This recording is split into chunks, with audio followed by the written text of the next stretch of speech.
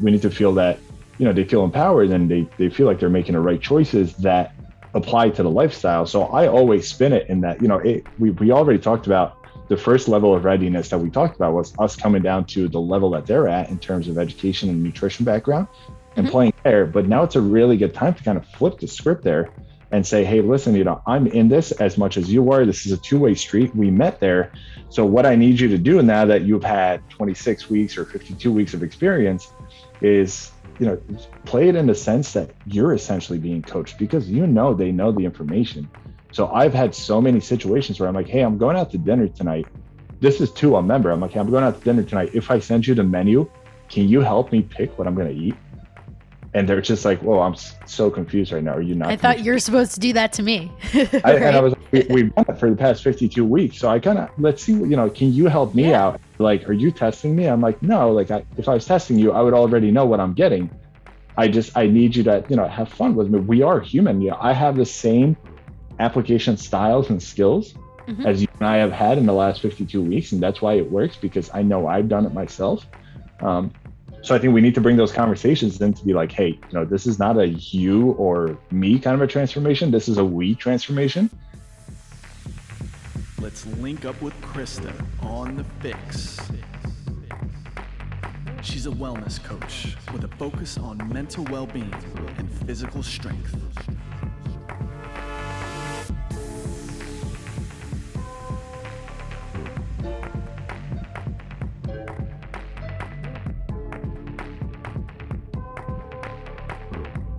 Hello, Fix listeners. Welcome to our latest episode of the Fix podcast. I'm delighted to introduce today's guest, my good friend, a fellow nutrition coach, a soon-to-be registered dietitian, and a just very well-decorated, well-educated nutrition guy, Sinan Ozyemisci. Sinan and I connected because he is currently the Coach Liaison. So he's actually transitioned into a new role for a company that I personally worked with when I started my own nutrition journey, my own transformation, and that is Stronger You.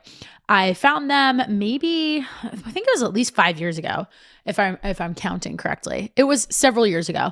And this was the relationship that I had with my coach at the time, shout out to Ariana, was really the foundation for what got me interested in nutrition. I mentioned it in this conversation with Sinan. I had said that I was the girl who wanted nothing to do with science in college. And here I am now having no problem really diving into the nitty-gritty details on hormones, on gut health, on sleep.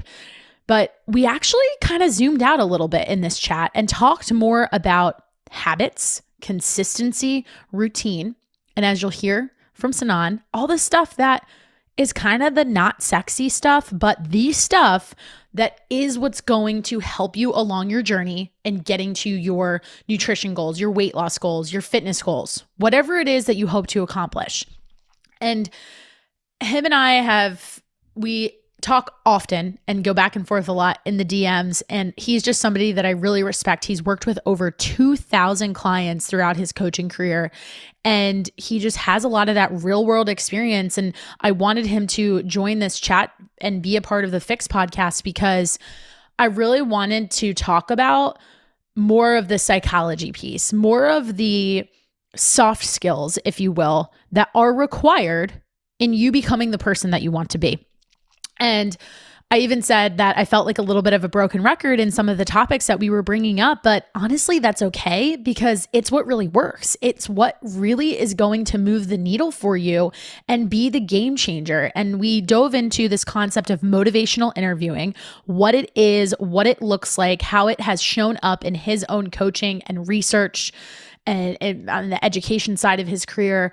And how, as a coach, if you're listening to this, you can apply that to your own clients, but also even as somebody who is looking to make changes in their life, what you can do to start thinking about this and reframing your mindset around who you want to become and what you want to achieve in terms of a transformation, whether that's 5 pounds, whether that's 10 pounds, whether it's 30 pounds, and being able to, honestly, as cliche as it sounds, actually fall in love with, but more importantly, appreciate the process and understand the journey and understand that all the steps and the different levers we can pull and the things that we can measure, how they all, whether big, small, happening 1 at a time, 2 at a time, 7 at a time, hopefully not 7 at a time, but how they make the impact that helps you long term, that helps you actually be that person who 3 years after pursuing a new way to look at your nutrition, a new way to think about exercise, you are still crushing it. So this episode is for you. If you are someone who wants to stop feeling like they're always starting over and taking that in terms of looking at your approach and your mindset and how you are defining your success by breaking it down into the steps that you really need to take to get there. Now, if you're not new to the Fix podcast, you know that this is something that I'm very passionate about, because I think we get too caught up in looking at the outcome, and we talk a lot in this chat about instant gratification and forgetting all the steps in between, and that sometimes our all or nothing mindset is so in the way of just freaking starting something and just actually doing even one small thing that's going to get you to where you want to go. And how we have this feedback loop that kind of runs through our heads that like, well, if the environment's not perfect and I can't be perfect, then it's not even worth it for me to get started because it doesn't matter. When in reality, the narrative that we should build is, hey, it's not perfect, but if I make one change and I consistently stick to that one change, I will be a little bit further ahead than I would have been 2 months ago, 2 weeks ago, 3, 6, whatever kind of timeline we're putting on it. So with that, let's give the mic over to my lovely friend Sinan. I think you guys are really going to enjoy this one, and let us know what you think. Leave a review for the show, share it with a friend, all that good stuff. We're here to spread the message. We're here to talk to people about how they can really change their lives in terms of their health and wellness. And I am so appreciative of Sinan contributing his knowledge to that goal.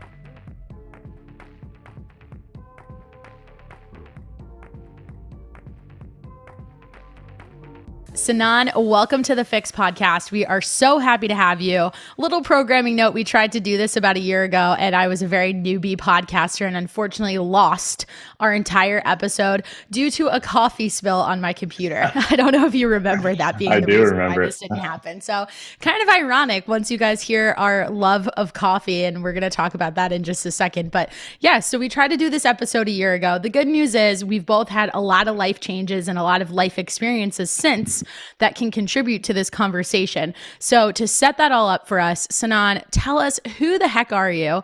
And more specifically, why should the Fix listeners care about what you have to say today? Absolutely. And I love how you threw coffee in there with that podcast, situation initially. I'm a huge coffee fan too, so I did not mind one bit when you said coffee spilled on it. If there was any way to rescue it, that was a way to do it for me. So just to give the listeners a background on myself, my name's Sinan. I am a nutrition professional. I want to just draw a timeline essentially on where I came from and how I ended up in this position. I spent the first 10 years of my life overseas. I know I talk about this in a lot of the podcasts as well, but I spent a lot of time overseas, and I grew up in Turkey, and really started thinking about food in the sense of, how does food differ everywhere around the world? Fast forward, fell in love with food, love eating, love looking at food, love taking pictures of food. So I got myself to the field of nutrition because I do love science as well. And I went to my undergrad for sports nutrition at Rutgers, and I came out of Rutgers to do my master's in clinical nutrition. And then I couldn't get enough school. And we'll talk about why education is such a big piece for me, because I love the education and psychology side of it. But I came out of my first master's and went right into my second master's with Penn State in dietetics and nutrition as well. So I've been in school for, over 8 years now for nutrition. You just finished, right? Just finished. Well, congratulations, first and foremost. Thank you. You're welcome. But I think, where I kind of came into it professionally was I wanted to work one-on-one with a lot of athletes and just members in general. I love that, person-centered counseling. And that was my biggest thing. Like, if I'm not going to do nutrition, as I took nutrition courses, as a matter of fact, the more I started falling in love with the psychology piece of it. I said, yeah, nutrition's great, but most of these science books are outdated from 1994, 1995. But the psychology piece, or the human connection piece, the books, the teachers are like, hey, it's 2014. Make sure you buy the 2014 version of this book. But then when it came to nutrition, they're like, oh yeah, you're okay with the 1994 version. So like for me, it was a lot of like, whoa, like the psychology piece changes so much, but the nutrition piece doesn't. So it's kind of funky to think about it in that perspective. And that's what got me into one-on-one coaching with nutrition back in 2014 when I finished my undergrad. That's when I first started working with athletes, mostly high school athletes that were going into college. And then from there, their trainers who were ex-professional athletes or semi-pro athletes, they saw it too. And they're like, oh, maybe, this will work for me too. Let's kind of do a one-on-one. And I started one-on-one coaching from there, kind of grew my own business from 2014 to 2017. I coached about, I would say a total of about 500 athletes within that 3-year window. And I wanted to do more. I wanted to expand. I wanted to say, hey, athletes are great, but I want to work with, gen pop or general population at this point. How do I put myself out there? Whether it's I hire more coaches, whether it's more marketing work that I do. And all the stars aligned perfectly. And I got in touch with Stronger You and Mike Dola from Stronger You, who I was, in communication with, as well as some of his coaches as well.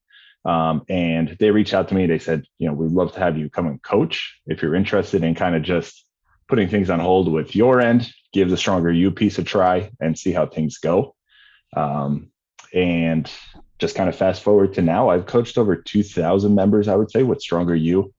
And the best thing about it is I found a way to tie that psychology piece into all 2,000 of my members because as exaggerated as it sounds, I would say I still text 1,500 of those 2,000 members, even if I'm not working with them, because I've created a very, human connection and person-centered counseling piece to it. But I've transitioned from the role of coaching members or coaching, general population to now coaching the coaches as my new role as Coach Liaison with Stronger You. And that's where I am now. Well, that's amazing. And there's so much to go off of with that. And I'll just back you up and say that having had multiple friends in common who have worked with you, having worked with you myself, having worked with Stronger You in general, and every person that is associated with that brand, you really appreciate it, because I don't think I'd be sitting here in this chair right now having this conversation if it wasn't for that company, which is just so cool, right? Like there's so many different impacts that Stronger You has on its members that are way beyond the scale and weight loss and even like the mindset component of it and the psychology of it when you look at what it's done for me professionally, and I didn't even work for them, right? So it's just really incredible, and I will attest that I don't doubt that you text all of those people. I don't doubt that at all, because I can just tell. I even love looking at your Instagram. You travel lots of places, and it's very clear that you make it a point to always seek out any of your former members who live there to try to connect with them and stay in touch with them. And I think that just says a lot about who you are as a person and the fact that you care about what you do. So I want to acknowledge you for all of that. And before we go a little further, we got to talk coffee, because that's the signature Fix question. And I've got my shout out to my brother for my brand new coffee mug here, very on brand, nice little Christmas gift that he gave me. He was like, you talk about coffee so much, you need something that has the Fix on it. So we got a new Yeti mug and we're good to go. Sinan, we both love coffee. For anybody who's followed me on Instagram for a little bit, last year, you and I spent the better part of the year hunting around different coffee shops, and I would tell you my ratings on them. So you've really helped me grow my love for coffee and my ability to critique it. So I am dying to know what your go-to coffee routine is in the morning. Like, what is your favorite thing to sip on? I know you care a lot about your beans, so tell us everything. Yeah. Oh man. I was not ready for this one. I like it. Yeah. Here we go. Right out of the gate. Very. So the biggest thing for me has been just developing a routine. I know I sound like such a coach saying that, but I think it's the repeatability of kind of putting together the step-by-step every morning for me. And that's been, I think, far more impactful than having coffee ready. I would rather have myself ready mentally than have my coffee ready. So when I was, doing my master's program, a lot of the time it was like, hey, let's set the coffee machine up and grind the beans the night before, set the coffee machine up so that when I wake up to a room that smells like coffee. And I was like, okay, this is what works in routine now. But right now, I think I get a lot of joy, and I get a lot of joy out of waking up in the morning, grinding my coffee beans, making my coffee. So the mornings have been, just to walk you through, I'm so boring when it comes to what I add in my coffee too, because it's nothing. What I've been doing you is appreciate it for the flavor. That's why. absolutely 100%. And so what I've been doing is, I get up, I'll get up fairly early. I like to be up and running. I'll grind my coffee in the morning, and then I'll do a pour over as my first cup. And then I drink a fair bit of coffee. So I'll sit down for breakfast, do some emails, get some stuff done. But while all that's going on, I'll get the coffee machine going for my second cup, which usually comes in around 10 or 10:30 p.m. or a.m. But yeah, usually it's been a pour over kind of a morning for me. Nice. And it's primarily, I've been trying to find more and more of the African coffees around. You know me, I'm a bright and light coffee person. So a local coffee shops around the Orlando area, I've been like Foxtail is one of the ones that I went to the other day. I absolutely love their light roast. So cool. I've kind of been hooked on their coffee. So nice. Well, if anybody happens to be listening to this, I can also vouch for the fact that Sinan sent me to some great coffee shops in Jersey. So if he throws out a recommendation, it's definitely one worth checking out. So if you're in the Orlando area, little plug to go check out Foxtail and see how you like it. And, you made fun of yourself in saying this is a typical coach answer with the routine comment, but I actually think that's a perfect jumping off point for where we wanted to take the conversation. Yeah. Because you said something very interesting. In addition to mentioning your routine and the importance of getting into a routine, you didn't say it this way, but this is my interpretation, talking about your master's and being in school and having a very specific schedule. And you probably had arguably maybe a little bit more on your plate at that time. You were juggling lots of different things. And so meeting yourself exactly where you were with your coffee routine was important, right? And you tied it to something that you liked, like the idea of waking up in the morning, smelling that coffee, and letting that be your way of like getting your day started off on the right note. So much of that is 1,000,000% applicable to starting a nutrition program, right? Absolutely. It's so much of, I feel like this, sometimes I sound like a broken record because I have these conversations with clients and then I bring it up on the show pretty often, but something that's been kind of a theme for me that keeps coming up with my clients at the start of a new year in 2022 is never having a perfect time to start looking at your nutrition and your fitness programs, which I know you can relate to, and meeting yourself exactly where you are. So not even 2 weeks ago, I released an episode that I was talking about the fact that sometimes people actually do too much to try to reach their nutrition goals. And what I meant by that was the fact that there are so many people who have tried lots of different diets. Most of the women that I work with in particular have tried 1,000,001 things. So by the time they get to me, they're not necessarily new to the dieting space. And they're so convinced that they need to do 6 things at once, like changing their workout routine, changing their sleep, changing what they're eating, tracking their macros, this and this and this and this and this. And they miss the fact that they're going to set them up for failure because they're putting too much on their plate. They already have a job. They might have children. They have other responsibilities. They want to have a social life. And it's like layering on all these pressures of all these boxes that they have to check. And I'm sure I'm painting a picture that you know all too well from having worked with many people. And that's how you're smiling over there.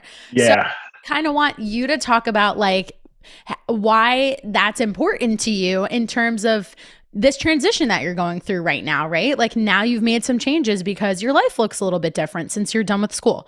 And I think you also probably have a lot to say on this topic because you travel often and your routine could constantly be changing. So I'd love for you to kind of like break that down a little bit for us more. Yeah. I mean, just to rewind to the beginning of that topic, I think there are too frequent of times that we don't realize that there's an excellent choice. And then there's a what fits now simple choice. And we don't give ourselves enough grace to kind of pick those, this is simple, but this still works kind of things in real life. Like you said, whether it's starting a nutrition program, whether it's starting a fitness routine, we always look for I'm going to compare it to coffee again. We always look for hey, can I get up, make myself a pour over every morning and then still get to the hospital to do my dietetic rotation and then get back and do work? That would be ideal. That would be delicious. But in this case, there's probably not enough time for it. It's not realistic. Exactly. So you kind of have to put aside or sacrifice some of the perfection and the excellence and the detail from it and just put into a simple routine that works for what your life looks like in that perspective. And I only say that because You said it, your schedule probably changed, or you probably had a lot more on your plate. And, being completely realistic and transparent, I had about 100 to 120 hour a week, every single week that I was doing the dietetic rotation. So it's like, for me to, I don't want to overanalyze it, but for me to do a 30-minute pour, or like, to get everything ready for a pour over, do a coffee, have my cup, I'm like, it's great, but it's just not applicable to where I am. And I am not, in terms of, I want to throw it into motivational interviewing here, in terms of kind of just readiness to apply those skills, it's just not meeting me where I need to be right now. So I do think, that's one of the biggest things. And I do see that happen a lot with travel. When you travel, I look at restaurants and I outline a lot of the restaurants around where I'll be staying, but you kind of have to go into it with the mindset of like, it's not all or nothing. If you don't get a chance to go to those restaurants because you have a busier work schedule than you ended up expecting, you can't beat yourself up and just be like, okay, if I'm not going to that restaurant, then I'm just going to eat at, a gas station or something, whatever it is. You can't, you can't shoot for the stars and then just be like, okay, that didn't happen, so I'm just completely giving up. And I think that's what, diet culture is essentially shifted into. We look for the perfect time for something to happen, or we look for, hey, what's an excellent cup of coffee? I don't care about what a mediocre but productive cup of coffee is. And then what's a perfect time to do it? And I'm just going to wait for that to happen. And that's where we start to lose a lot of ground that we could have covered in the non-excellent form, which is probably what's going to put you ahead the most. Now, in seeing that happen time and again between us coaches, right? Or anybody who's listening to this as a coach, I'm sure they're nodding their head in total agreement. How do we help people with that, right? That's the ultimate question, is like, we know this to be the thought process that people go through. We see it frequently. And how do we really help them kind of like change that track, that narrative that's playing in their minds? Yeah. And I think, again, I'm going to sound like a psychology guy over here, but I think the MI piece, the motivational interviewing piece, really comes in hand with this. And we need to realize that as coaches, those conversations are what really gets members to kind of burst out of their bubble. Everyone's in this, I need to be excellent, I need to be perfect bubble, or all or nothing bubble. And what we need to do is we need to have more and more conversation with members. The more reflective listening that we need to do, the more open-ended questions that we need to have. So essentially, like, how do we get people to realize that the simplicity is what's going to solve the problem? Is we need to have them, have those reflections internally, and you have to have those conversations. You can't just say like, hey, I know you want to lose X amount of weight. Let's start when you're ready to, put aside this, put aside that, leave this behind, leave that behind, and join a gym. Like, you might wait 3 years for that person to come back to you and sign up for a nutrition program. But where you need to kind of have that initial conversation with members is like, hey, you want to change. That's perfect. Thank you for letting me know of that. How do you think you want to change? Like, what are the steps that we can take right now so that we're not wasting any more time? Because if somebody tells me they want to be ready for spring break, I'm like, perfect. There's 80 days until we're in April. Right. So do you want to, take the next 30 days to think about what you want to do, and then we only have 50 days to work through it? Or do we want to start today and you and I just have a back and forth conversation to figure out what steps we can put in action and get there? So I think that's what a lot of folks need to realize, that, it's not a matter of, hey, let's wait till we got it dialed in perfectly and then impress coach. Trust me, coaches are a lot more impressed when you're like, hey, I need to make something happen, but I need your help. Let's have a back and forth conversation to figure that out. Totally. And I think that's even something like in us saying this, like, I can be a perfect example. Like, I've totally been in that situation myself. Like, I've worked with, my friend Sonia, who interviewed you very recently. I've worked with former Stronger You coaches. I've had this conversation with you multiple times. And personally, in the last 2 years, I've gone through a lot of different seasons where, like, the rules, so to speak, I don't even want to call them that because it makes it sound like very cut and dry, but like the tools is a better word probably, that I had developed for tracking my food, looking at macros, even the numbers themselves that I was working towards, that worked for me 5 years ago when I first found Stronger You, they didn't work anymore. And I had such a hard time with that initially when I was trying to like get back into like my groove that I had lost with changes with COVID, moving, changes in my industry, just like all these different things that were happening at once. And I felt like my life had gotten flipped upside down. And I think a lot of it had to do with the fact that like I was so convinced that what worked for me before had to be the same thing that was going to work again. Like this was some formula that I didn't understand the true definition of like the flexible component of flexible dieting, right? Like I didn't take that for what it was worth because I was more focused on the flexibility of the day to day of being like, okay, well, I really want to have pizza or I really want to have a burger or whatever it is, and trying to figure out like how to work that in, right? Like what I like to call it like calculated sacrifices do I have to make to be able to make that happen? Instead of zooming way out and looking at the bigger picture and being like, wait a second. My macro numbers can be flexible enough that like I need to focus on maintenance for a little bit. I need to pull these up and recommit to tracking my food because that behavior is the thing that helps me get to where I want to go. And it's taken, I said I started with Stronger You 5 years ago. It's taken me 5 years of maturing with my relationship with food to be able to just express everything I did. So this is not something that if anybody out there is listening and you have a big lofty goal, or you're just not really sure if something was very successful for you before and now you don't know where to go next, like don't expect this to be something you realize overnight. But what I think is very helpful about what you've been saying, Sinan, about the whole connection of like, or the disparity between the nutrition information versus the psychology component is the fact that like one stayed a little bit stagnant, but our world has changed so much that the psychology component has had to change so much. So what I'd really love to know from you is, you know, I know you did a lot of research and a ton of work for your master's around motivational interviewing. What specifically inspired you to investigate that further? Was it just that point that you've made, or was there something else with it? Was it from the real life experience with all of those members and clients that you've helped at this point? Yeah, I definitely think it was the real life experience that reflected on it. You know, when we think about MI counselors, you know, we might provide clients with information for that behavior change and, you know, these insights that you know, the client's consent, their readiness for change, their knowledge gaps. These are all things that we see, you know, parallel to the nutrition field. You know, we don't think about it often because we say like, hey, that's a little, you know, too much in the psychology realm that doesn't apply to nutrition. But these things go hand in hand, and that's why when we hear a lot of folks say like, hey, you know, I really love that program, it's very therapeutic for me, like we overlook that way too frequently, because that's what society needs right now. You know, we kind of need that. I don't want to say hand holding because everybody thinks of that as a negative term, but we just need the support that goes far beyond just numbers.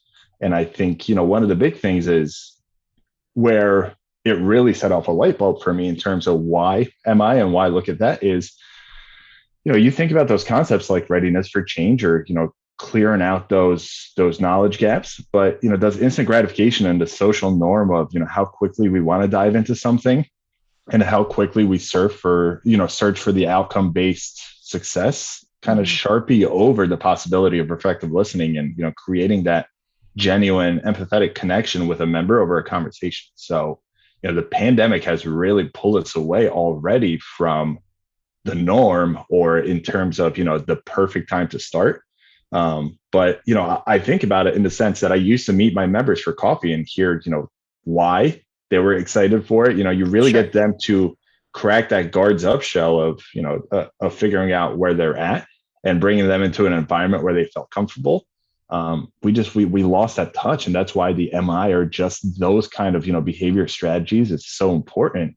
And you know this too from my, you know, my passion for coffee is, so I would pick a coffee shop or a lunch spot that I thought would provide the safest feeling or atmosphere for a member. You know, if our initial conversations that we had were on a more personal, like lower volume, like voice volume level, it was more of a heart to heart, then I'd pick a coffee shop that had closer seating and like lower noise, warmer colors, like baristas that were like super friendly with eye contact driven.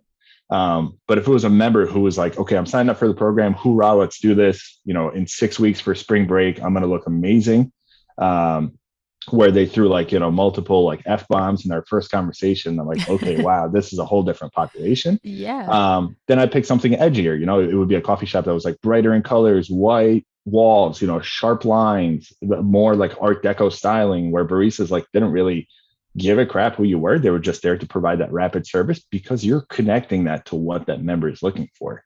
So, that's why it seems like I'm like going way out of, the conversation that we're having now, but it all circles back to that one-on-one nutrition coaching, and even fitness coaching here. We think about the therapeutic stages of MI where it's, engage, focus, evoke, and plan, but you're not going to get somebody to engage unless you make yourself as vulnerable or meet them at the same level that they're at coming into the program. And I think we overlook that pretty frequently. We say as nutrition coaches, like, hey, I know this much about nutrition. This person just is not ready to meet me there. Mm-hmm. So I'm okay not working with them. But instead, I think we need to say like, hey, this is where they're at. This is where I need to come down to. And then we start working together. Now, I think this brings up a really interesting question that somebody asked me when I was being interviewed on a podcast just a couple weeks ago, and I'd love your take on it. What you just said about you having a certain knowledge about nutrition and kind of like the ideal scenario of tools and skills that you'd love to throw that person into, but having to meet them exactly where they are. Sometimes that can really turn into very, let's call it basic suggestions for changes that they can make right out of the gate. And in the past year of coaching my own clients, I now see so much more value in a lot of these basic suggestions and harping on people of just the bare bones, like, can we get 8 hours of sleep? What can we do to maximize that? Can we get 100 grams of protein? And not really throwing in a lot of other variables until they can hit those bottom foundational tactics, right? And so the question that was asked to me is, how do you as the coach feel okay in sitting with those types of directions when the person may have hired you and made a significant financial investment and have the expectation that they want to see some radical changes really quickly, that instant gratification that you were just touching on, Sinan? How have you, in working with so many people, kind of worked through that yourself? Because I think that as a coach, that can be a really hard thing to do when you're trying to grow your business and you want to help people, as many people as possible, as quickly as possible. We're driven by the instant gratification too. Yeah. And I think, those members are the conversations that are hard to do. Like you said, you hit it right on the head with that question when they asked you, it's sure everybody pays the same amount. And we look at it in terms of like, hey, when you pay, this is just to kind of like zoom out for a second. When somebody pays for a program, the one question that somebody else asks, whether it's like a parent asking, whether it's a spouse asking, they say, what do you get with that program that you paid for? And we immediately go to on paper, like, hey, it looks like I get 6 months of coaching. I get one-on-one calls with my coach. What we don't realize is the back end stuff. What do those conversations look like? What do you learn or soak in education-wise within those 6 months? And I think that's where the comparison or the inability to compare, how much you're getting for each program with the financial commitment that you've made differs. Because if say we were to put it in a perspective where I'm the member who has, no nutrition background whatsoever. And if you didn't tell me like, hey, this week, we're just going to focus on hitting that protein, and here are 3 really good choices for your protein. If I'm a member that does really well off of that, because I've never had the exposure before, but then you come to me the next week and you're like, hey, I need you to hit this, and this macro. And then when you wake up, I need you to hit like a 30-minute meditation class. And then I need you to go and hit, a prep for a 10K or a half marathon program.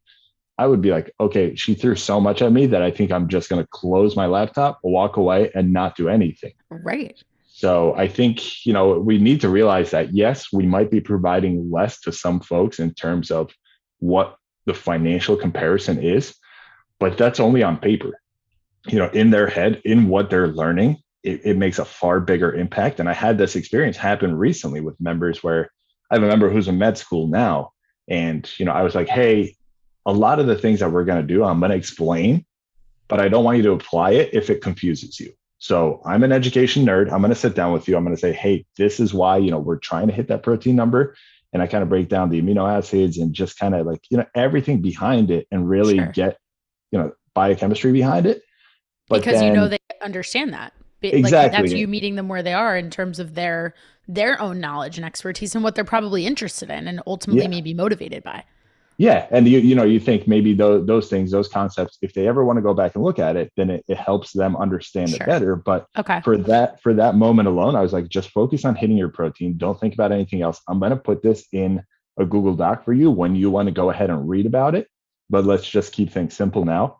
She reached out. This was maybe 16 or 18 weeks ago. She reached out to me this week and was like, hey, I'm in a nutrition course for med school. And it's just hilarious because I don't need to study any of this stuff anymore because I already know it from our coaching 16 weeks ago. So I'm like, okay, it applied somewhere. You just need to figure out for that moment in time, how in depth do you need to get for them to succeed? Because down the road, they might take that idea and say like, hey, I learned this, but as coach really gave me another step to build off of, I became this, this nutrition guru in the long run.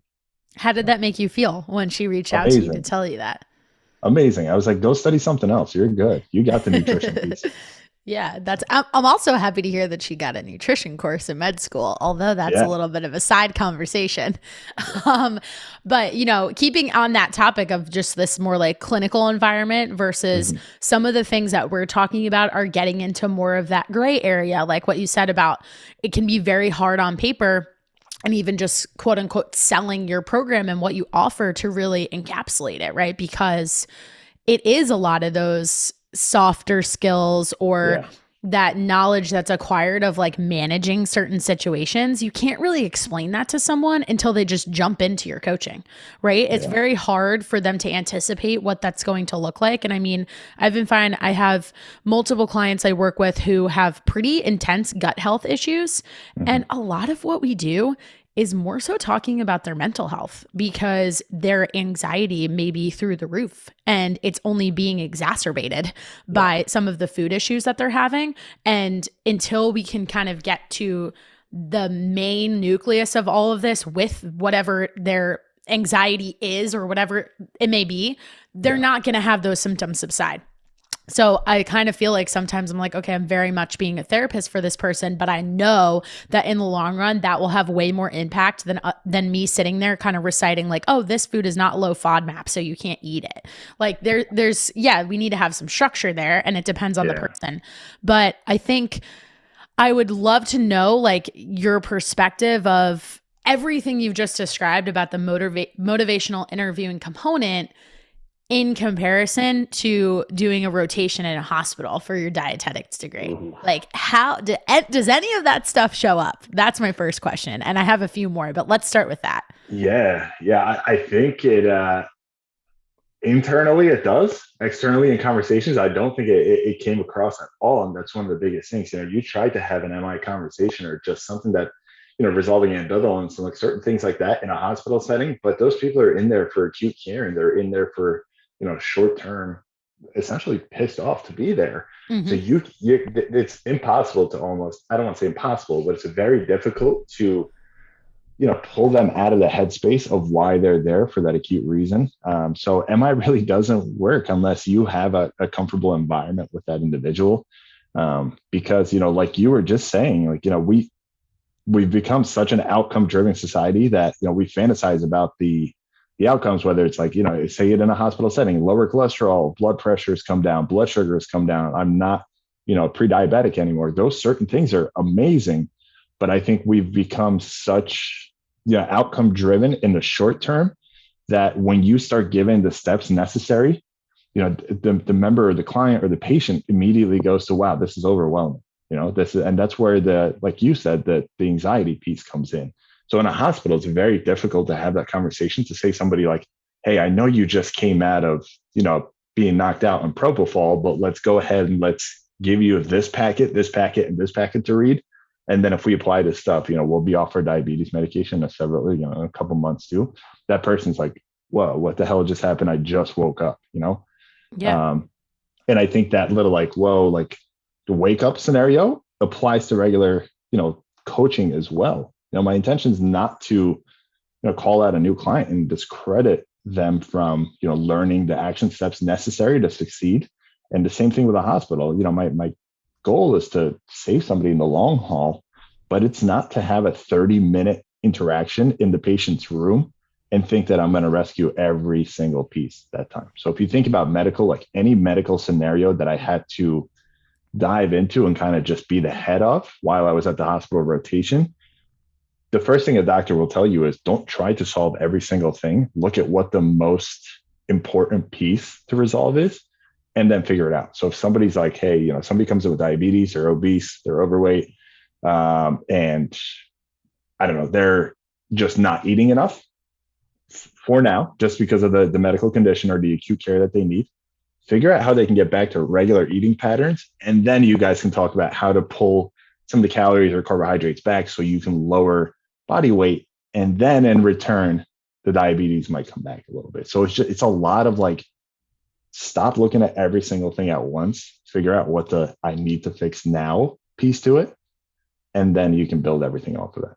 I hope that totally. Kind of Yeah, it does. And that was my whole point of that one like ranting 20-minute episode I did about people trying to do too much because they just want to solve all of these problems at the same time. And in thinking that way, they miss the fact that there's kind of a domino effect. That's exactly what you just described. It's like, if we can attack some of the lowest hanging fruit first, it will have impacts in positive ways on all of the other challenges that you may be facing. Yeah.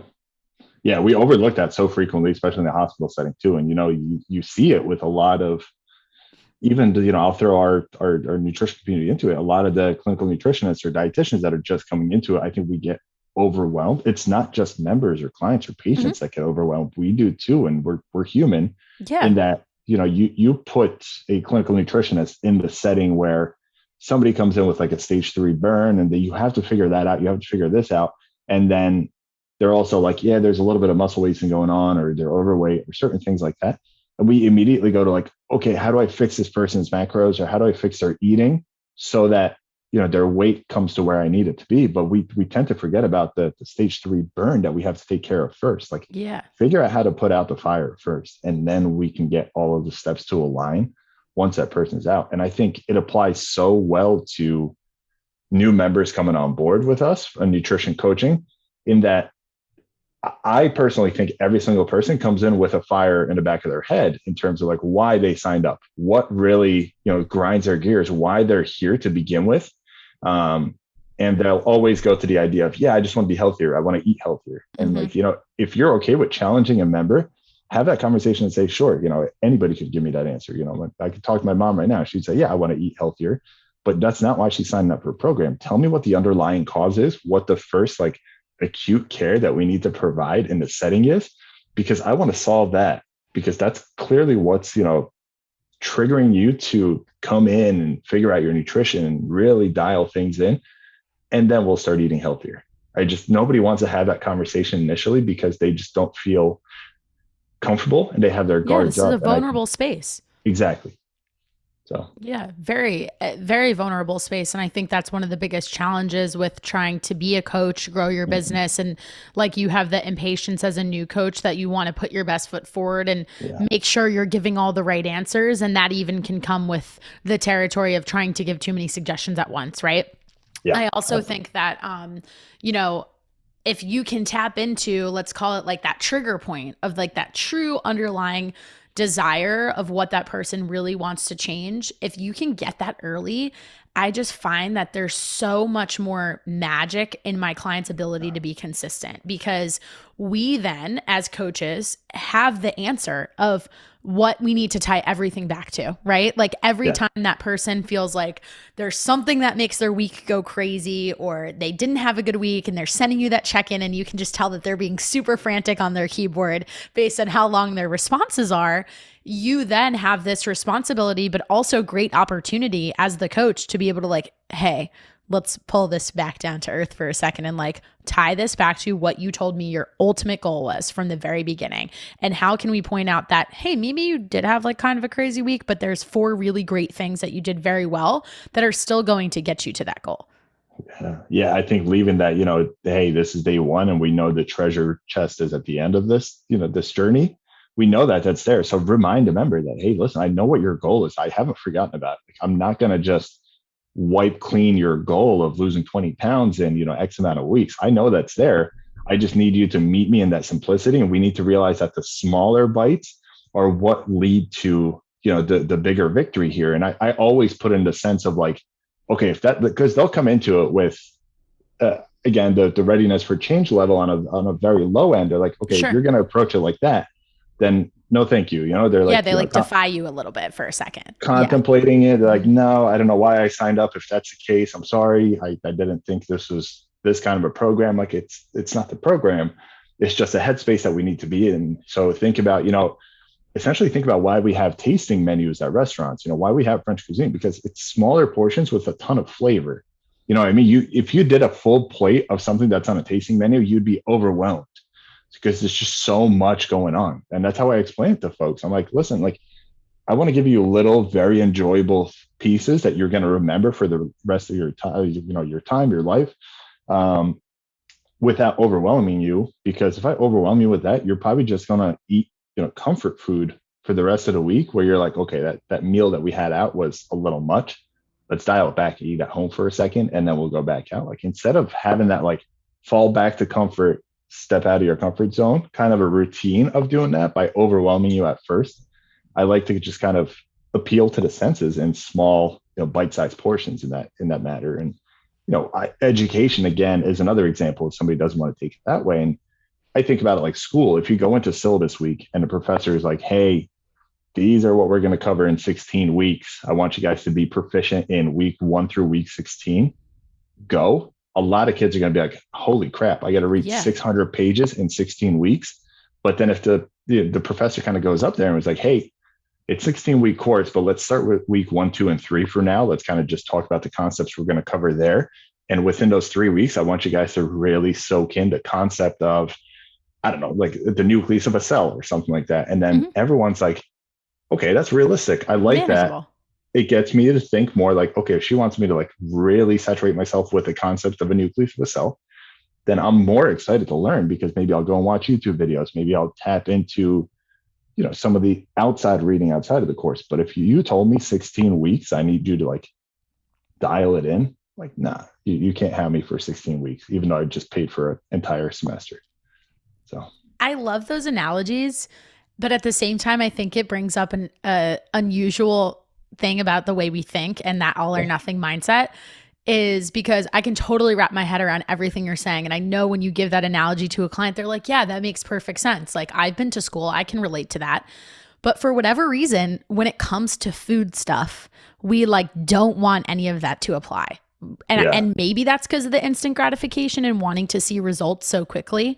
And fitness and nutrition are generally the exact opposite. Like I always think of, whenever I think about this, I think of that Simon Sinek video where he's talking about the fact that like going to the gym is unlike anything else because you go into the gym, you put in a ton of effort for 45 minutes to an hour, and you don't walk out of there instantly seeing results. It's the showing up again and again and again. And it makes perfect sense when you think about it that way, right? And then you apply that to say, like, I love to give the analogy for people with food tracking. Like, for some reason, there can be like major resistance to that right out of the gate. But then when you talk about the fact that, oh, you happen to be a project manager for a consulting firm where you're constantly measuring your clients' benchmarks, why can't you do it for yourself?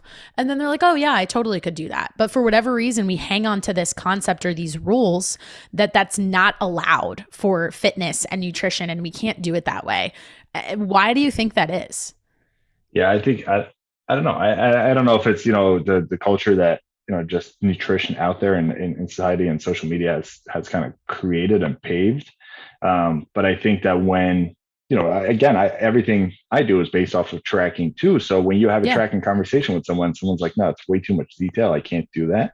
Um, I think they're just very like scared to start at first or just kind of dip their feet in with it. And I think those conversations really happen because we're quick to rush it to an obsessive behavior or just something that we need to have like, okay, it's all or nothing, because if I can't hit my macros every single day, every single gram, then I'm not doing it right. And I think about that with a project. I'm like, when you turn in a project, like you said, like a project manager, is it perfect every single time? Or do you have that moment of like, yeah, I probably could have done that better if I had a little more time or if I had a bigger team to work on the project? There are, not flaws, but areas that we can all improve on. As coaches, when we track, I'm like, shit, I could do a lot better. Like I Oh, could, yeah. but the fact that I put it down on paper and I know that it's a repeatable action, I think that's what really sets us apart. And I think, folks come into it with an approach of like, yeah, like it's all or nothing for me, is because of the instant gratification. And we need to realize that the instant gratification is not always metric, driven. It's not always what the scale says. It's not always what, I don't know, what your strength goes up to. And like in just a short amount of time, I think it's a matter of what you pick up with the process along the way. So, again, I have this conversation almost every day with coaches, because now that, I'm overlooking coaches and talking to coaches about members, it's a lot of like, hey, this member is not happy with the fact that they are losing a half a pound to a pound a week because they think it should be faster. And, you almost, I think that's one of the toughest conversations to have in the nutrition field. So hard. It's like, you're having, forward progress here. So there's nothing for us to beat ourselves up off of. So what I like to say is, hey, okay, you have the, 1 pound a week in the bag already. You have this, like you're set in the fact that if you stretch this out over 52 weeks, you would be 52 pounds less. And that's huge. That's a big change. Huge. So I'm like, okay, what have you learned this week in addition to the weight loss? And then they start like listing like, hey, I learned about this. I learned omega-3 fats are really healthy compared to omega-6. I learned that. I'm like, dude, you just taught me a full nutrition course in the conversation that we had. So why are you not giving yourself credit for all of that? And you're only looking at the fact that the scale only went down 0.5 or 0.6 pounds. Like, you have to realize that a lot of the takeaways that you're walking out of that conversation with are things that are going to appeal a lot longer of a lifetime than to what that scale is going to say that next week.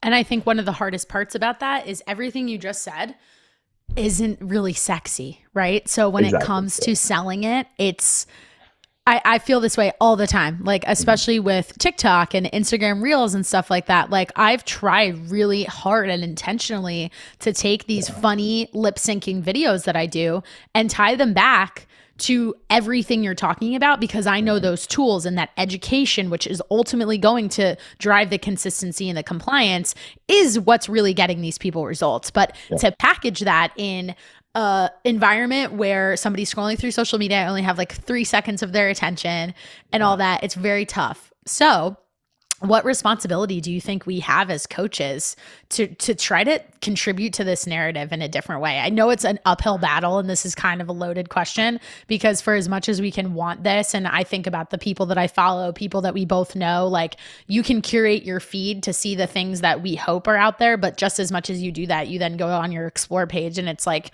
this person talking about this bullshit detox diet tea that you should drink, and it's the answer. Yeah, I think, we need to, as backwards of a strategy as it sounds, I think as nutrition coaches, we need to realize that the vanity piece, or the visual success, does come tied to a lot of the educational pieces that members kind of overlook. So, if I was to go ahead and post, a picture with no shirt on, it's not a matter of like, hey, I'm dialed the heck in and that's the only reason I've gotten here. It's a matter of, I know how to approach nutrition in the sense of, wholesome nutrition, whole foods and vitamins and balance. And I think we need to make sure that's the priority of our education. The context. Exactly. And like, you just did that recently, didn't you? Yeah. With your transformation pick that you did. Talk to us about that. Yeah. And I think that's one of the biggest things. Like, when so for anybody who doesn't know, I went overseas for 6 weeks to Turkey to see family. That's where all my family is. And with the pandemic and with flights getting canceled and everything, I ended up getting stuck out there for almost 8 months. So for 8 months, I had nothing but like, some of the Peloton, like at home workouts that I did maybe once a week. And that was really what it was. And I came back and everyone's like, dude, I don't know how you do it, but you're still jacked. Right. And I'm not trying to like, toot my own horn or go with that. You and I talked about this when this was happening. I was so impressed. Yeah. And like, it's 8 months of not doing anything. So how does that apply? And, that's where I stopped those conversations. I'm like, listen, it's not 8 months of doing, not doing anything. Not doing anything does not exist. So It was a matter of the fact that I was very balanced throughout my day. I was conscious about what I was eating. If I wanted to get food, I didn't just pick up the phone and order it from, Uber Eats. I went out to the farmer's market and I picked my own groceries and I made sure I got all of that.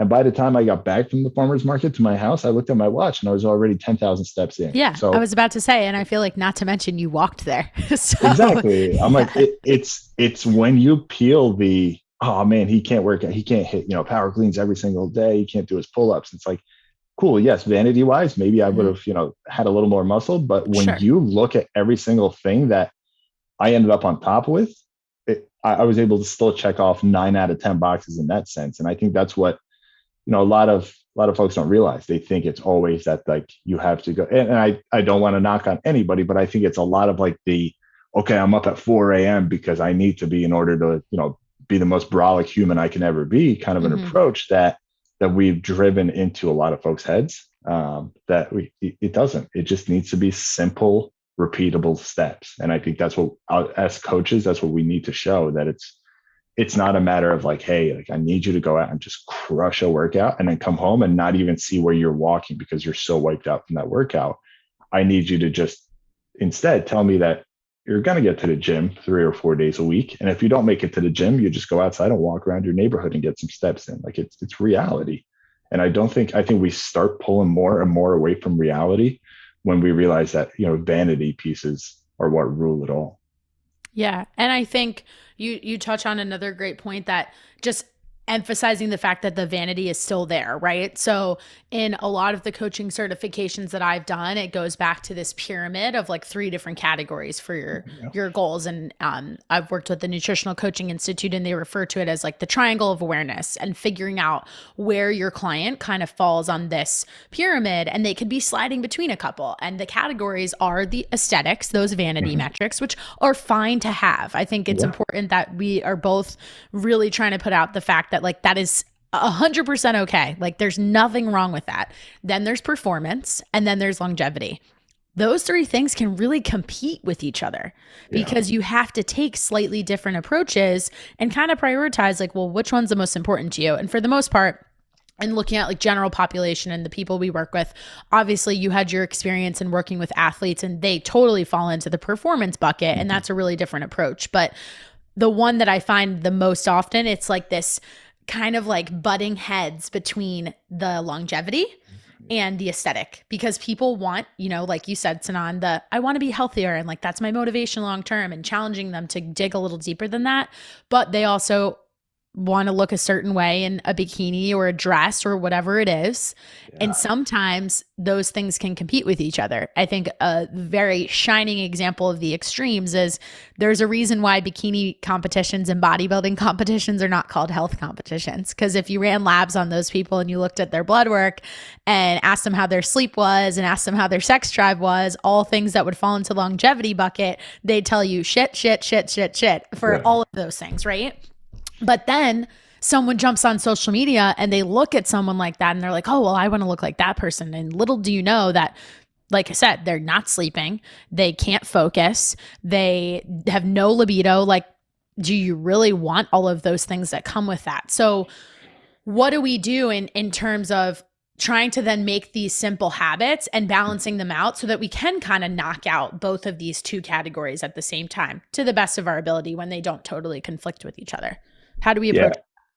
I think we just need to find that happy medium, like you're saying too. And I think we've transitioned. I don't know if it's the, more time we've spent on social media just because we're home from the pandemic and just certain things like that. But the conversations have shifted a lot more from, hey, I'm looking for, 90% longevity where I can play with my grandkids and I can be outside and I can be this active grandpa, to, with a sprinkle of vanity. They're like, okay, yeah, I also want to look good in my, dress pants when I go to church on Sundays, and certain things like that. Conversations that we've had, they've transitioned to like 50-50 now, like 50% longevity, 50% vanity. I agree. And I think, what the conversation comes back to is, sure, like you said, we have the vanity pieces. We essentially, as nutrition professionals, we're the walking billboard. You know what I mean? Like we have to, kind of fit that role too. But what we need to realize is that those conversations around the vanity piece, you have to realize that, how long do you want that vanity visual to show for? So like you're saying, a bikini competition, a bodybuilding competition, I have a lot of friends in that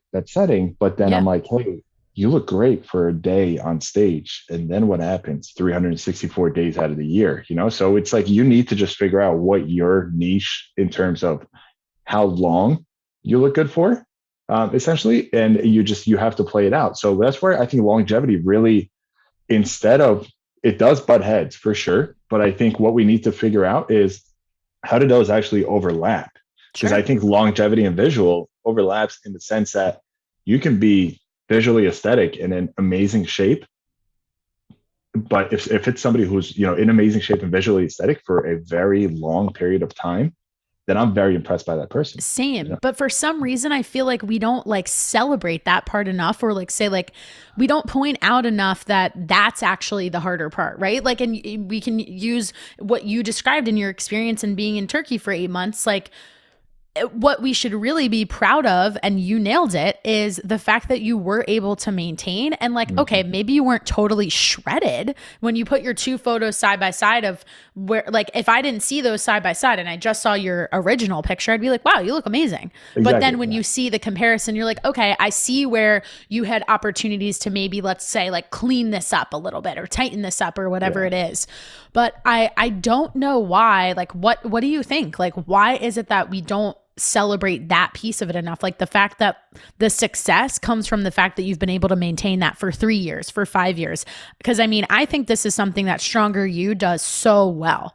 And I think that it's in their messaging that they really like, they're, by focusing on the habits, the simplicity, the routine, that it is going to help you maintain where you want to be, versus like constantly jumping back into a program and be like, oh, I'm back to where I started.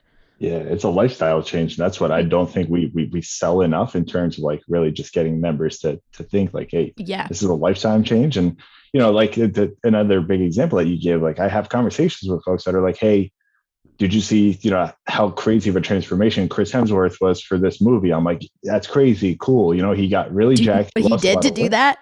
And I'm like, yeah. And I'm like, okay, I don't even want to start on that topic, but let's pull you out of that conversation for a second. And let's talk about this conversation. Do you know how good Hugh Jackman has looked for the last 20 years in his physique? You know what I mean? And I'm having that, and they're like, what the hell is that? What are you talking about? And I'm like, think about the fact that someone can maintain looking really good in comparison to somebody who went from, 0 to hero. And it's like, and I'm not saying, like you have to be this like massive transformation in terms of success. But I think we just our eyes automatically go to like, wow, look what that person did. And we just never think about the concept of, wow, look what that person can maintain. Mm-hmm. And I think that's why that maintenance term is so difficult to have conversations around, but it's 99% of where nutrition conversations need to be is maintenance. It's not the transformation comes. Yes, absolutely does. But all of when you unleash all the education, when you unleash all of your exposure, your experiences, your coaching, everything, it reflects on the maintenance part. And I think that's what we need to glorify or make more sexy if possible. Totally. I couldn't agree with you more. And I think that's a really good transition into both moving into like beyond the diet and the maintenance phase and what that looks like and how that ties back into the motivational interviewing and the motivational component, the psychology component of coaching. So often we're so focused on the transformation and, you get to whatever that goal is, or you even exceed that goal. A lot of times I do think that people can be quick to jump out of coaching. And for me, it's something that I've now kind of created the policy for me that I won't work with somebody unless they're willing to spend at least 6 months with me, because I find that if they just get to that goal, they do it in 12 weeks or whatever amount of time, and they're like, hey, I'm going to try this on my own.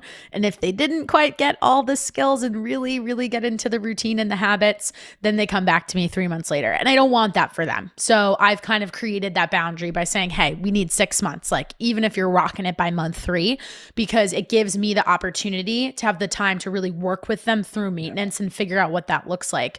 So how, as a coach, in your role at SU with overseeing other coaches and helping them, like what does that look like in terms of how those conversations shape up as someone is sort of quote unquote getting to the end? And I'm putting that in quotes because in case anybody's forgotten, we are in this for perpetuity. So there's really no end. Yeah.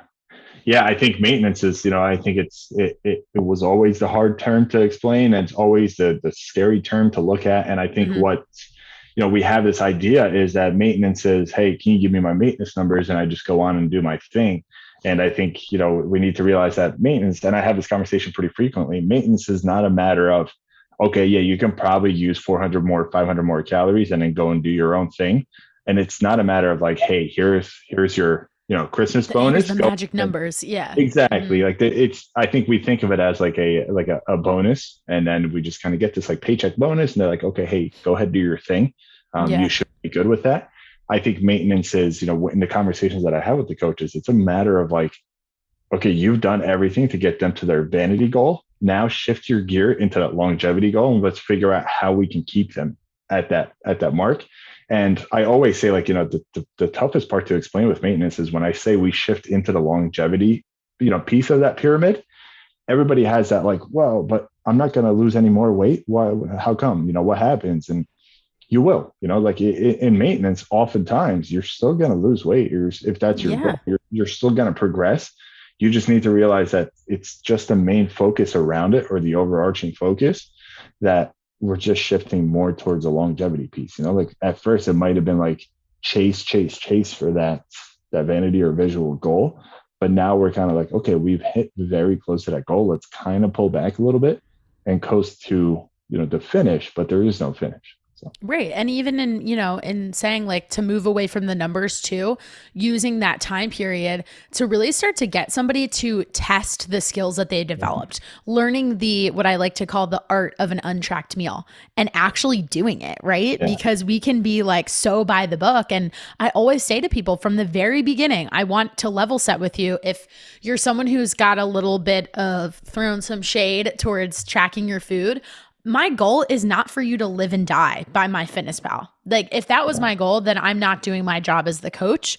It's for us to collect and gather some information for some amount of time and then get you to move away from that. But we have to test those skills too. yeah. So how does that work into the motivational interviewing piece in really trying to design a program for someone where you're assessing like what is their readiness to move to that level outside of Yeah. just reaching certain goals, right? Because that can't be driven by, oh, they lost 20 pounds, so now they're ready to not track their food. That's usually a recipe for being in that all or nothing space. Yeah. Yeah. I think, the biggest thing that we need to realize then is that, while it's person-centered counseling for MI, we need to realize that, we can't just put the pressure on them every single time, every single week, every single, Mm-hmm. change that they make. We need to feel that, they feel empowered and they feel like they're making the right choices that apply to the lifestyle. So I always spin it in that, we already talked about the first level of readiness that we talked about was us coming down to the level that they're at in terms of education and nutrition background and Mm-hmm. playing there. But now it's a really good time to kind of flip the script there and say, hey, listen, I'm in this as much as you are. This is a two-way street. We met there. So what I need you to do now that you've had 26 weeks or 52 weeks of experience is, play it in the sense that you're essentially being coached because they know the information. So I've had so many situations where I'm like, hey, I'm going out to dinner tonight. This is to a member. I'm like, hey, I'm going out to dinner tonight. If I send you the menu, can you help me pick what I'm going to eat? And they're just like, whoa, I'm so confused right now. Are you not? I thought you were supposed to do that to me. And I Right? was, we've done it for the past 52 weeks. So I kind of, let's see, can you help me Yeah. out? Like, are you testing me? I'm like, no, like if I was testing you, I would already know what I'm getting. I need you to, have fun with me. We are human. I have the same application styles and skills Mm-hmm. as you and I have had in the last 52 weeks. And that's why it works because I know I've done it myself. So I think we need to bring those conversations in to be like, hey, this is not a you or me kind of a transformation. This is a we transformation. And I could use your help just as much as you can use mine. And I'm not saying to sell that in a con artist way where you're like, hey, Yeah. like I need you to be there for me or else I quit. It's like, you just need to realize that, oftentimes like they'll be like, okay, this is a really good appetizer and this might be a good entree, but how'd you do with your carbs for breakfast this morning? And I'm like, oh my God, these are the conversations I had with you 3 weeks into the program, but you're at such a good, maintenance level and education level that you can spin this and teach it right back to me. And that makes you feel so much better, inside because you're like, wow, this person is, when they maintain and when they think about longevity, I feel much better. And that they feel much better because they're not just like, I don't know, eat it all, Yeah. Absolutely. I love that. I'm totally stealing that as like an exercise from you. I think that's great. I think that's awesome. And, just like flipping that script, right? It's the ultimate way to get someone to also see what they really do know. And you tied in your point of like, we're also practicing what we're preaching here. Like, we're being serious. I'm not doing this like just for the sake of an exercise. Like, if I didn't believe in coaching you this way, I certainly wouldn't be doing it myself. So I think there's an added layer of value that really brings too. Yeah, you got to put it into application. I mean, when, even when it comes to exercise, I talk to a lot of my members about like, hey, I did this Peloton ride and it kicked my ass. I'm like, oh, that sounds great. Next day, what I'll do is the first thing I'll do is get up, clip in and do that same ride. And I'll text them like, you were right. Like I kicked my ass too. And they're just like, wait, what? Like, I'm not superhuman. I still compete and move and, adjust on the same level that you do. We just need to have more of those transparent conversations. So when someone's like, hey, you have to try this recipe, it's so good. I'm not going to be like, nah, I'm not about it. I don't track my food. I will gladly go out that same day, buy the ingredients for it, try it out and be like, this is phenomenal. I'm going to share it with the rest of the members too. Is that okay? So 100%. I think that's where the cultivating of the community can really come in and be powerful. And I find that, I found that in being in the SU Facebook group and then creating that own type of online community with my clients. Like I have a section of my online app that we use that's called Recipe Corner, and it's always the busiest one of all the categories, and I make sure that I'm actively in that too, and like it just makes a difference. And then people joining your program, they feel that much more supported, and it has nothing to do with just what you individually, you Krista, you Sinan, are bringing to the table. You cultivated that group, right, and you created that collaboration tool, but I think there's a lot of ability to empower other people by letting them watch the other average people that went through your program accomplish these things.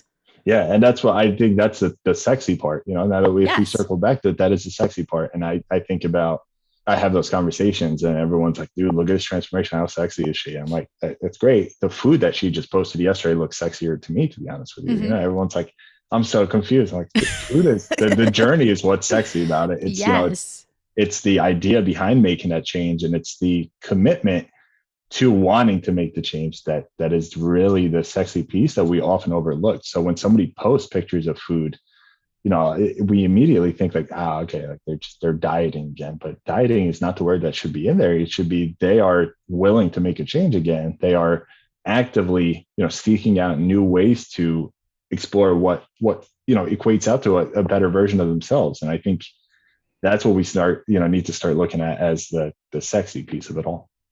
The journey is what's sexy. I don't think I could come up with a better quote to encapsulate and wrap this all up. So I feel like we just got to stop while we're ahead, but I also want to be respectful of your time. That truly that's such a powerful way to package this all together. And I really appreciate you making that point.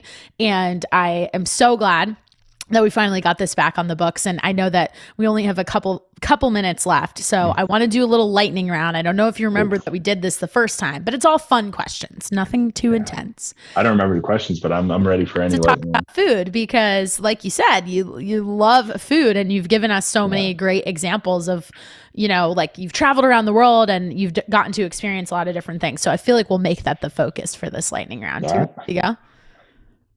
Okay. If you could only eat one food, this is going to be hard for you. If you could only eat one food for the rest of your life, one thing, every day, every meal, every dish, what would it be? I would say food category. I would probably say fish. I love fish. Yeah. I feel like when you were in Turkey, that was all you were posting the whole time. Yeah. Makes sense. Breakfast, lunch, and dinner, fish. Is there any food that you really hate? Like when you think of a food you don't like, does anything come to mind? No. I absolutely love everything. I'm just allergic to kiwis, but outside of that, no. Oh, you're allergic to kiwi? Yeah. That's a random thing to be allergic to. I know, it's so random. Outside of that, I'll eat anything. I'll probably eat kiwi too if you gave it to me. Minus the side effects.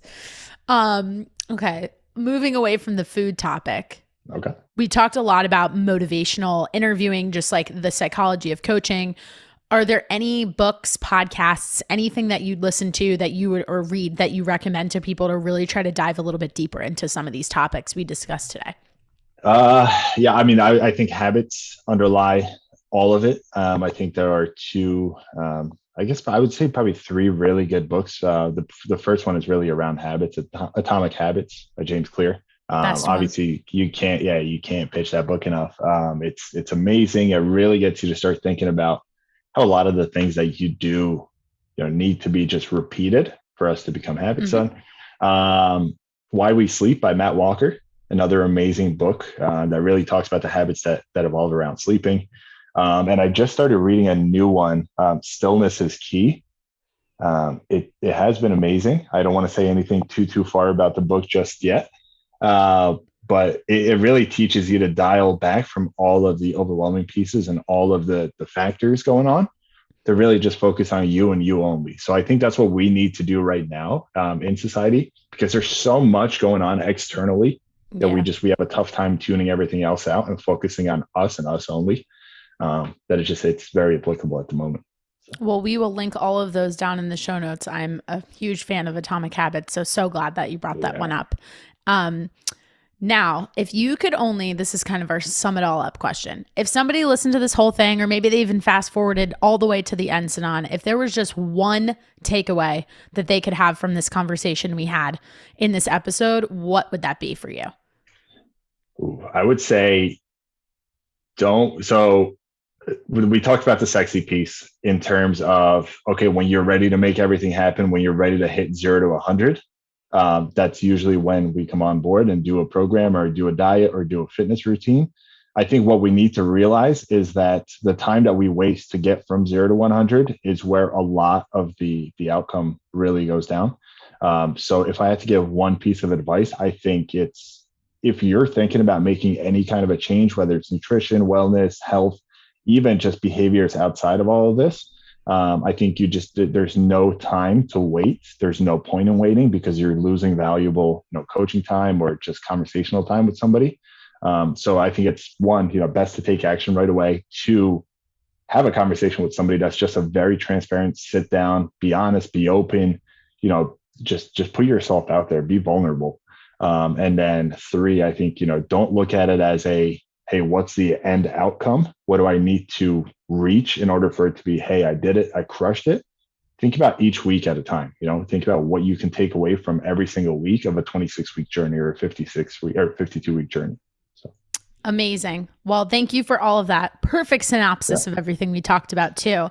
And most importantly, if we want to stay connected with you and get some more of all this great Sinan knowledge, where can we keep in touch? Tell us where we can find you on social media and all that good stuff. Yeah, I'm on Instagram. It's Dr. Synonymous. So Dr_SYNONYMOUS. If you guys are on Facebook more than Instagram, it's Sinan Synonymous. So my first name, SINAN, and then Synonymous. Or if you guys have any questions about the Stronger You program, want to find out more, want to meet with any of our amazing coaches, just email info@strongeryou.com, and that email will bounce to me as well. Awesome. And I will put in my nod for Stronger You too, because like I said at the very beginning of this conversation, I've learned so much from all of the coaches there. A lot of them just even purely interacting on social media, not necessarily having worked with them directly, but it really was a catalyst for everything I've done on a professional level, and that first personal transformation that I went through in just straight up learning about food. And it's made me want to be very nerdy about a lot of these topics when I was like the girl who wanted nothing to do with science when I was in college. So it's just a little bit ironic, right? But you never know. You never know where life's going to take you. So Sinan, thank you again for all of your time. If guys, you know the deal. If you found even an ounce of value from 2 minutes of this conversation, please share it. Send it to somebody directly that you know is going to benefit from it. It's always great to see it on your Instagram stories, but start a conversation with a friend, a family member, somebody where you both listen to this podcast and then you kind of chat about it and see where that takes you. That'll help you level up in all aspects of your life, not just your nutrition, but maybe in the quality of conversations and relationships. And that's really that domino or snowball effect that we've been talking about throughout this chat. So thank you guys for tuning in. We appreciate you from wherever you're listening from. This has been another incredible episode of The Fix, and we will see you next time. Thanks, Sinan. Thank you.